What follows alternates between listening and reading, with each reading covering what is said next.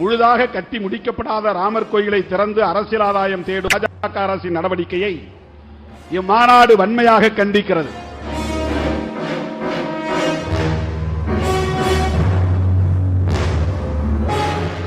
இதுக்கான கட்டளையை பிறப்பிக்கத்தான் இந்த மாநாட்டை கூட்டி சர்வாதிகார பாஜக அரசை தூக்கி எறிவோம். ஏங்க, பாஜகவுக்கும் கொரோனாவுக்கும் என்னங்க சம்பந்தம்? கொரோனா காலத்தில் திடீர்னு ஊரடங்கு போடப்பட்டதால தங்களுடைய சொந்த ஊருக்கு திரும்புறதுக்கு கூட இந்தி பேசுற மக்களுக்கு பேருந்து வசதியை ஏற்படுத்தி தராம கொரோனாவை விட கூடியவங்க யாருன்னா பாஜக அரசு தான். நாடாளுமன்ற தேர்தல் முடிந்ததும் ராகுல் காந்தி கைது செய்யப்படுவார்னு அசாம் மாநில பாஜக முதலமைச்சர் சொன்னார்ல. பாராளுமன்ற தேர்தலுக்கு பிறகு விஸ்வாஸ் தான் கைது செய்யப்படுவாரே ஒழிய ராகுல் காந்தி. டெல்லியில நடந்த விழாவில் இன்னொரு முக்கியமான விஷயம் நம்ம தமிழ்நாடு சார்பா கலந்து கொண்ட ஊர்தி. எங்க மேற்கு வங்க முதலமைச்சர் மம்தா பானர்ஜி தனித்து போட்டியிடுறதா அறிவிச்சிருக்கிறது இந்திய கூட்டணிக்கு பெரிய பின்னடைவுன்னு சிலர் பேசிக்கிறாங்களே, அது உண்மையா?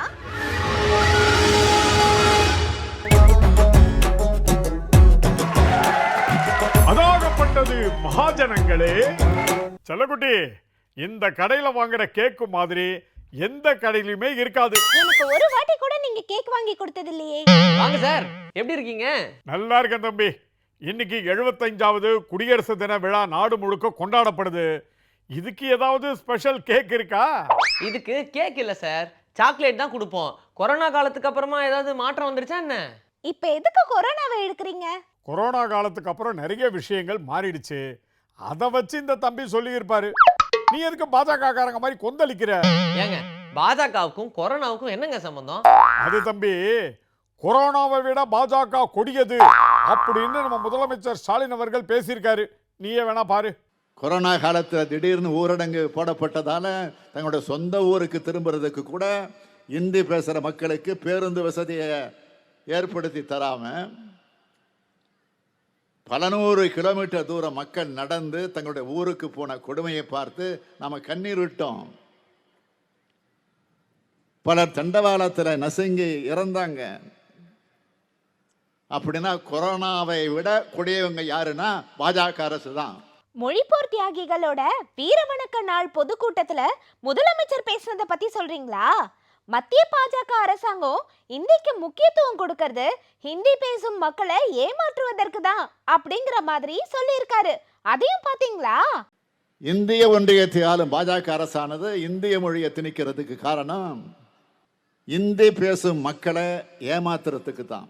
குறைந்தபட்சம் இந்தி பேசும் வட மாநிலங்களுக்காவது எந்த நன்மையாவது செஞ்சிருக்காங்களா? அந்த மக்களை இப்போ ராமர் கோயிலை காண்பிச்சு திசை திருப்ப பார்க்கறாங்க. மக்களை ஏமாத்துற பாஜகவோட அரசியல் வட மாநில மக்கள் இனியும் நம்ப தயாராக இல்லை. இந்த முறை வட மாநிலங்களிலும் பாஜக வெற்றி பெற முடியாது, அதுதான் உண்மை. இந்தியா கூட்டணியுடைய வெற்றியில தான் இந்தியாவுடைய எதிர்காலம் அடங்கியிருக்கு அப்படின்னும் அதிமுகவும் பாஜகவும் தோற்கடிக்கப்படணும் அப்படின்னு கூட பேசியிருக்காரு. நான் கூட அதை பார்த்தனே. பாஜக ஆளக்கூடிய மாநிலங்கள்ல ஜனநாயக விரோத போக்கு தலைவிரிச்சா ஆடுது. இதுல அசாம்ல நியாய யாத்திரை மேற்கொண்டிருக்கிற ராகுல் காந்தி அவர்களுக்கு மிரட்டல் விடுக்கிறாங்க. ராகுல் காந்தி உள்ளிட்ட காங்கிரஸ்காரர்களுக்கு எதிராக பதியப்பட்ட வழக்கு மாநில சிஐடிக்கு மாற்றப்பட்டிருக்காமே. இது எல்லாத்தையும் எதிர்கொள்வதற்கு தயார் அப்படின்னு ராகுல் காந்தி அவர்களும் காங்கிரஸ் கட்சியும் ஏற்கனவே அறிவிச்சிட்டாங்க. இருந்தாலும் பூச்சாண்டி காமிச்சிட்டு இருக்காரு அசாம் மாநில முதலமைச்சர். ஆமா தம்பி, நாடாளுமன்ற தேர்தல் முடிந்ததும் ராகுல் காந்தி கைது செய்யப்படுவார்னு அசாம் மாநில பாஜக முதலமைச்சர் சொன்னார்ல, அதுதான் மிகப்பெரிய காமெடி. இந்த காமெடியை பத்தி தமிழ்நாடு காங்கிரஸ் கமிட்டி தலைவர் திரு KS அழகிரி அவர்கள் கிட்ட கேட்டப்போ அவர் என்ன பதில் சொன்னார்ன்றதை நீயே பாரு. பாராளுமன்ற தேர்தலுக்கு பிறகு ராகுல் காந்தி கைது செய்யப்படுவார் என்று அசாம் முதலமைச்சர் விஸ்வாஸ் தெரிவித்திருக்கிறார். அதில் என்ன விசித்திரம் என்று சொன்னால், பாராளுமன்ற தேர்தலுக்கு பிறகு விஸ்வாஸ் தான் கைது செய்யப்படுவாரே ஒழிய ராகுல் காந்தி. எங்க மேற்கு வங்க முதலமைச்சர் மம்தா பானர்ஜி தனித்து போட்டியிடுறதா அறிவிச்சிருக்கிறது இந்திய கூட்டணிக்கு பெரிய பின்னடைவுன்னு சிலர் பேசிக்கிறாங்களே, அது உண்மையா? அதுக்கும் திரு KS அழகிரி அவர்கள் பதில் சொல்லி இருக்காரு, பாருங்க. எங்களுடைய கூட்டணிக்கு எப்பொழுதும் பின்னடைவு ஏற்படாது. நீங்க இவர்களெல்லாம் ஏற்கனவே எங்களை ஏற்றுக்கொள்ளாதவர்கள், இடையில் ஏற்றுக்கொண்டு வந்தார்கள். திரும்பவும் ஏதோ பிரச்சனைகள் இருக்கின்றன என்று அவர்கள் கருதுகிறார்கள். ஆனால் எங்களுடைய தலைவர்கள் அதை சரி செய்வார். சார், நாடு முழுக்க 75வது குடியரசு தின விழா களகட்டி இருக்கு. 1500 பெண் கலைஞர்களுக்கு மேல நடனம் ஆடி இருக்காங்க. அந்த காட்சிகளை நீங்க பாத்தீங்களா? ஆமா தம்பி, பெண்களுக்கு முக்கியத்துவம் கொடுக்கறது நல்ல விஷயம்தான். ஆனா நாட்டில் நடக்கிற பாலியல் கொடுமைகள் மேல பாஜக அரசாங்கம் பெருசா அக்கறை காட்டுறதே இல்லை. உதாரணத்துக்கு மல்யுத்த வீராங்கனைகளோட பாலியல் குற்றச்சாட்டு, மணிப்பூர்ல பெண்கள் நடத்தப்பட்ட விதத்தை சர்வதேச நாடுகளே ரொம்ப கவலையோட பார்த்துச்சு. ஆனா நம்ம பிரதமர் மணிப்பூர்னாலே வாயை திறக்க மாட்டாரு. கரெக்டா தான் சொன்னீங்க. டெல்லியில நடந்த விழாவுல இன்னொரு முக்கியமான விஷயம், நம்ம தமிழ்நாடு சார்பா கலந்து கொண்ட ஊர்தி. திருக்குறளை பத்தியும் கல்வெட்டுகளை பத்தியும் நம்ம பெருமையை பேசுறதோட நிறுத்திக்காம உண்மையான அக்கறையோட செயல்பட்டா நல்லா இருக்கும். ஆனா அப்படிதான் எதுவும் நடக்கிறது இல்லையே. மனப்பாடம் பண்ணிட்டு வந்து திருக்குறளை என்ன லாங்குவேஜ்னே தெரியாம பேசுறவங்க மாதிரி பேசுவாரு நம்ம பிரதமர் மோடி. நானும் தமிழ்நாட்டை சேர்ந்தவங்க தான் அப்படின்னு சொல்லுவாங்க மத்திய நிதியமைச்சர் நிர்மலா சீதாராமன். ஆனா தமிழ்நாட்டு மக்கள் மழை வெள்ளத்தால பாதிக்கப்பட்டிருந்தப்போ முதலமைச்சரே நேரில் போய் பிரதமரை சந்திச்சு கோரிக்கை வச்சா கூட ஒரு பைசா கூட கூடுதல் நிதி கொடுக்க மாட்டாங்க. இதுதான் அவங்களோட தமிழ்நாட்டு மேல இருக்கிற பாசம். எதுக்கு எடுத்தாலும் சாமி கோயில்னு. ராமர் கோயிலை தவிர இவங்களுக்கு வேற என்ன தேர்தல் ஆயுதம் இருக்க போது? மக்களுக்கு நீதித்துறை மேல இருக்கிற நம்பிக்கைக்கு ராமர் கோயிலே சான்றுன்னு குடியரசுத் தலைவர் திரௌபதி முர்முவையே பேச வச்சுட்டாங்க. ஆனா நாட்டோட உயர்ந்த பதவியில இருக்கிற அவங்களே அந்த விழாவுக்கு கூப்பிடல. இந்த விழாவுக்கு மட்டும் இல்ல, நாடாளுமன்ற கட்டட திறப்பு விழாவுக்கும் அவங்களுக்கு அழைப்பு விடுக்கல. அவங்களுக்கு ஆதரவா பலர் பேசுறாங்க. ஆனா அவங்க பாஜகவை பாராட்டி இப்படி பேசுறாங்க. சாரி, அவங்க பேசல, பேச வச்சிருக்காங்க. ஓ, குடியரசு தின சிறப்பு உரையில் அவங்க பேசுனத சொல்றியா? ஒரு பழங்குடியின பெண்ணை குடியரசுத் தலைவரா பதவி வகிக்க வச்சிருக்கோம் அப்படின்னு சொல்லிக்கிறதுக்கு மட்டும்தான் பாஜகவுக்கு அவங்க பயன்படுறாங்க. சட்டப்படியும் தர்மப்படியும் கொடுக்க வேண்டிய மரியாதையை பாஜகவும் மத்திய அரசாங்கமும் அவங்களுக்கு கொடுக்கறதே இல்லை. இதுல பெண்கள் உரிமை, பெண்கள் பாதுகாப்புன்னு வேற வாய் கிழிய பேசிக்குவாங்க. சார், இதுல அதிமுகவும் பாஜகவுக்கு எதிராக நிறைய கேள்விகள் கேட்க ஆரம்பிச்சிட்டாங்களே. எடப்பாடி பழனிசாமி கூட மோடி ராமர் கோயில் கட்டினா மட்டும் மக்கள் அவங்க பின்னாடி போயிடுவாங்களா அப்படின்னு கூட கேள்வி கேட்டிருக்காரு. என்னதான் எடப்பாடி சொல்றது கரெக்டா இருந்தாலும் மக்களை பாதிக்கிற பல திட்டங்களையும் சட்டங்களையும் கூட்டணியில் இருந்தப்போ ஆதரிச்சவங்க தான் இந்த அதிமுக காரங்க.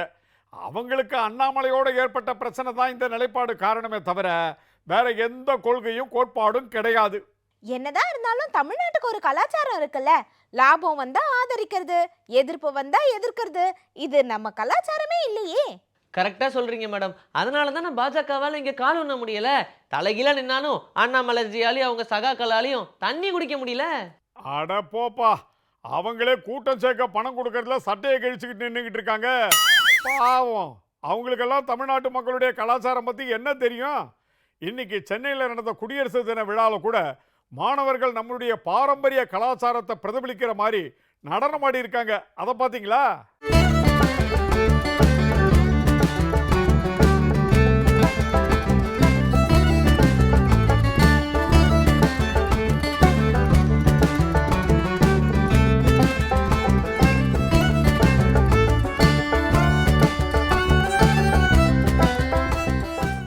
ஆமாங்க, அரசு பள்ளிக்கு தன்னுடைய நிலத்தை தானமா கொடுத்த மதுரையை சேர்ந்த ஆயி அம்மாளுக்கு முதலமைச்சர் ஸ்டாலின் அவர்கள் சிறப்பு விருது கொடுத்திருக்காங்க.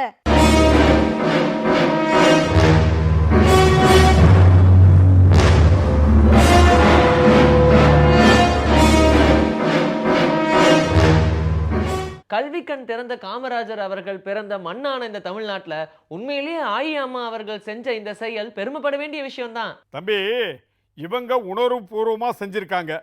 ஆனா பேருக்கு ஒரே ஒரு கல்லை நட்டு வச்சுட்டு அதே மதுரையில பாலிடிக்ஸ் பண்றாங்க பாருங்க. அவங்கள என்னத்தான் சொல்றது? அவரை பத்தி தான் முன்னாள் அமைச்சர் CV சண்முகம் அவர்கள் பேசியிருக்காரு. பேருக்கு 2 திருக்குறளை பேசிட்டா இவங்க தமிழுக்கு நிறைய செஞ்சுட்டாங்கன்னு அர்த்தமா அப்படிங்கிற மாதிரி கேட்டிருக்காரு. அதாவது நம்ம மோடி அட்டாக் பண்ணிருக்காரு. இங்க தமிழகத்திற்கு வரும்போது மட்டும்தான் தமிழை பேசுவார்கள். வணக்கம், நன்றி, இந்த 2 வார்த்தையை தெரிந்து கொள்வார்கள். பேசிவிட்டு பேருக்கு திருக்குறள் என்று சொல்லிவிட்டு செல்வார்கள். சொல்லிவிட்டு தமிழை அழிப்பதற்கு என்னென்னலாம் செய்ய வேண்டுமோ அத்தனையும் இன்றைக்கு செய்து கொண்டிருக்கிறார்கள். எடப்பாடி அவங்களோட வரிசையில CV சண்முகமும் அண்ணாமலையை தாண்டி பிரதமர் மோடியை கலாய்க்கிற அளவுக்கு போயிட்டாரு. எலெக்ஷன் வருதுல, இன்னும் எகிரும் போலதான் இருக்கு. ஆமாண்டி செல்லக்குட்டி, உண்மையிலேயே பாஜகவோட அரசியல் எதிரியா அதிமுகவால மாற முடியுமான்னு தெரியல. உள்ளத்துல ஒன்றும் மேடையில ஒன்றும் பேசினா மக்கள் கண்டுபிடிச்சிருவாங்கல்ல. எப்படி கோதண்டராமர் கோயில்ல போய் அரசியல் பண்ணிட்டு இன்னைக்கு குடியரசு தின விழாவில் போய் அட்வைஸ் பண்ணிருக்காரே நம்ம ஆளுநர், அந்த மாதிரியா? தம்பி, உன்னை என்னவோ நினைச்சேன், நீயும் எகிரி அடிக்கிறிய. குடியரசு தின விழாவில் பேசின ஆளுநர் ரவி அவர்கள் நமது இளைஞர்கள் சிலர் பொது இடங்களில் சாதி கைப்பட்டை அணிவது பற்றிய செய்திகள் வேதனைப்படுத்துவதாகவும் வெட்கக்கேடாகவும் உள்ளதுன்னு பேசியிருக்காரு. இத்தகைய நடைமுறைகள் மற்றும் நடத்தைகள் மிகவும் பிற்போக்குத்தனமானவை அப்படின்னு சொல்லியிருக்காரு. ஏங்க, நல்ல விஷயம் தானங்க, இதை யார் சொன்னா என்ன? நல்ல விஷயம் தாங்க. ஆனா பொறுப்புமிக்க ஆளுநர் பதவியில இருந்துகிட்டு பொது இடங்கள்ல மத அரசியல் பண்றது முதல்ல அவர் விடணும். அவர் ஆளுநரா இல்ல ஆர்எஸ்எஸ் காரரான்னு கேட்கிற மாதிரில அவர் நடந்துக்கிறாரு. ஓ, நீங்க அப்படி சொல்றீங்களா?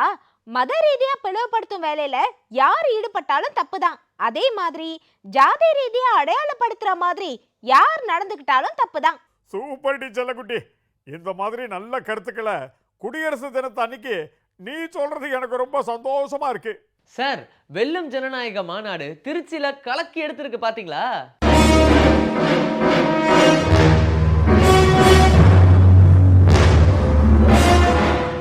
ஆமா தம்பி, இந்தியா கூட்டணியின் தேர்தல் பிரச்சார துவக்க விழா மாதிரியே இது அமைஞ்சிருக்கு. கூட்டணி கட்சிகளை சேர்ந்த பல தலைவர்கள் இதில் கலந்துக்கிட்டாங்க. விழாவில் பேசின தலைவர்கள் பாஜகவை கிழிச்சு தொங்க விட்டாங்க. முழுதாக கட்டி முடிக்கப்படாத ராமர் கோயிலை திறந்து அரசியல் ஆதாயம் தேடும் பாஜக அரசின் நடவடிக்கையை இம்மாநாடு வன்மையாக கண்டிக்கிறது. அயோத்தியில் மசூதி ஒன்றை கட்டுவதற்காக நிலம் ஒதுக்கியதோடு அந்த இடத்தில் மசூதி கட்டுவதற்காக அறக்கட்டளை ஒன்றையும் உருவாக்க செய்தது. ராமர் கோயில் திறப்பு விழா நடந்துள்ள நிலையில் மசூதிக்கான கட்டுமான பணி துவங்கப்படவே இல்லை. உச்சநீதிமன்ற ஆணையின்படி மசூதிக்கான கட்டுமான பணிகளை மேற்கொள்வதற்கு உரிய நடவடிக்கைகளை எடுக்க வேண்டுமென இந்திய ஒன்றிய அரசை இம்மாநாடு வலியுறுத்துகிறது. மணிப்பூரில் அமைதியை நிலைநாட்டு. மணிப்பூர் பாஜக அரசு இன அழித்தொழிப்பு நடவடிக்கையில் ஈடுபட்டு வருகிறது. கடந்த 9 மாதங்களாக நடத்தப்பட்டு வரும் வன்முறையில் பழங்குடியினரின் ஆயிரக்கணக்கான வீடுகளும் வழிபாட்டு தலங்களும் தரைமட்டமாக்கப்பட்டுள்ளன. சமூக நீதி, சமத்துவ சிந்தனை கொண்ட ஆட்சியை இந்தியா முழுமைக்கு அமைக்கணும் என்பதற்காக சகோதரர் தொல் திருமாவளவன் இந்த வெல்லும் ஜனநாயக மாநாட்டை கூட்டியிருக்கிறார். வெல்லும் ஜனநாயகம்னு சொன்னா மட்டும் போதாது, நாம எல்லோரும் இணைஞ்சு செயல்பட்டாகணும்.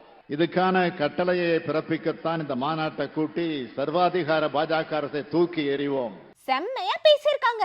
உண்மையிலேயே இந்த மாநாடு இந்தியா கூட்டணியோட வெற்றி முரசு மாதிரி தான் இருக்கு. ஸ்வீட்டான நியூஸ் சொல்லிருக்கீங்க. உங்களுக்கு எத்தனை கிலோ கேக் வேணும்? தம்பி, முன்னாடிலாம் சாக்லேட் மட்டும் தான் கொடுப்பாங்க, இப்போ கிலோ கணக்கில் கேக்கே தரீங்களா? கொடுங்க. புரியல, எதுக்கு கொடுப்பாங்க? ஏப்பா, நாட்டில் 75வது குடியரசு தினம் கொண்டாடி இருக்காங்க, அதுக்கு தானே கேக்கு தரேன்னு சொன்னேன். கொடி ஏத்தி ஓசியில கேக் வாங்கி சாப்பிடுற கேஸா நீங்க? அடச்சை, முதல்ல வெளியே போங்க. ஆஃபருக்கு ஃப்ரீக்குமே வித்தியாசம் தெரியாம வந்து உட்காந்துட்டு. அதாகப்பட்டது மகாஜனங்களே.